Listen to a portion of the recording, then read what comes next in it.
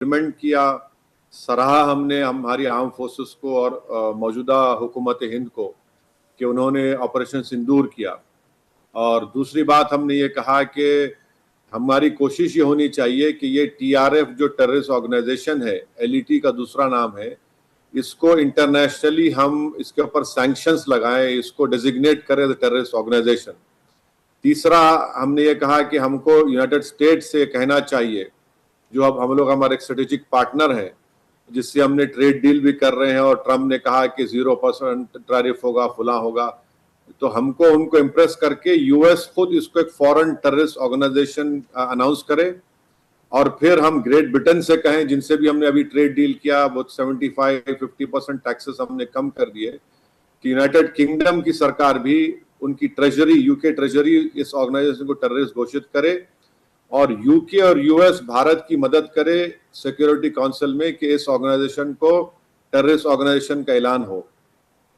तीसरा यह है कि चाइना से हम इतना इंपोर्ट कर रहे हैं कि बहुत ज्यादा है, तो ट्रेड इम्बैलेंस है, तो हम चाइना से भी बताएं उनको कि आप जो खामखा पाकिस्तान की तरफ देख रहे हैं, वो तो नुकसान पाकिस्तान से आपको कोई फायदा नहीं है।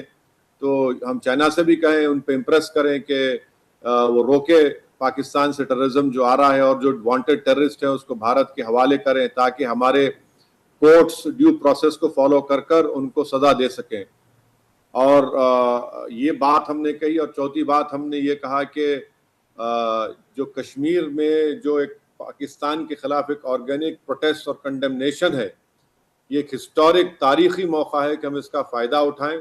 यकीनन पाकिस्तान से हमको कन्फ्रंटेशन करना है, मगर कश्मीरियों को और अडॉप्ट करने की हमको ज़रूरत है। और ख़ास तौर से जो कश्मीरी नौजवान जो आज ये महसूस कर चुका है कि हम लोग टनल में फंसे हुए हैं, हमको उस टनल से उनको निकाल कर उनको और करीब करने की ज़रूरत है। वहाँ पर अगर कोई ह्यूमन राइट्स एब्यूज़ हो रहे हैं उसको रोकने की ज़रूरत है, तो इससे एक मौसर जवाब हम लोग दे सकेंगे। ओवैसी साहब, ऑपरेशन सिंदूर को जो अंजाम दिया भारत ने, हमारी फौज ने, उससे कुछ दिन पहले आपने एक बात कही थी और उसकी गूंज पूरे देश में सुनाई दी थी। आपने कहा कि अब वो वक्त नहीं कि घर में घुसकर मारेंगे। घर में घुस के तो हमने मारा है, उड़ी के बाद भी, पुलवामा के बाद भी। अब घर में घुसकर हम कब्जा भी करेंगे।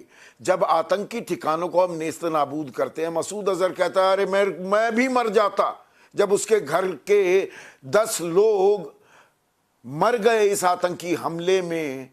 तो क्या दरअसल जब शिकंजा, वो गर्दन पर हमारा शिकंजा कस रहा है आतंकवाद की, this is not the time to let go, अब फुल एंड फाइनल होना चाहिए। आप जिस आदमी का नाम लिए इतना बुज़दिल है कि अपने खत में अपना नाम नहीं लिख सकता वो। अरे तुम नाम लिखते ना अपना, तुम उस खत में क्या लिखा? खादिम सलाम अलैकुम। आपने खत का खत्म किया, बोले खादिम सलाम अलैकुम। अरे तुम में अगर मर्दानगी है तो नाम लिखते तुम उसमें अपना, तुम नाम ही नहीं लिखते। और तुम कौन से दीन की बात कर रहे हो? तुम्हारी गलतियों का खमियाजा पूरा खित्ता, पूरा साउथ एशिया इसको सह रहा है। और तुम्हारी गलत हरकतों से, तुम्हारी टेररिज्म की वजह से दोनों ममालिक में खून की होली खेली जा रही है। तुम्हें जिम्मेदार हो। तुमने क्या नहीं किया? तुमने जैश ए मोहम्मद ने पार्लियामेंट पे अटैक हुआ, आप मुलविस उसमें, कितने टेररिस्ट अटैक्स उन्होंने करवाए। तो ये तो बुज़दिल लोग हैं जो खत में भी अपना नाम नहीं लिख सकते। और तुम्हारा भी वक्त आएगा, तुम भी जाओगे, हम भी जाओगे, सब जाओगे, मगर तुम जाएंगे कैसा? और तुम्हारे जाने से किसी को कोई नहीं रोएगा। फारसी के कहावत के खस्तम खाक जहां, वो होने वाला है।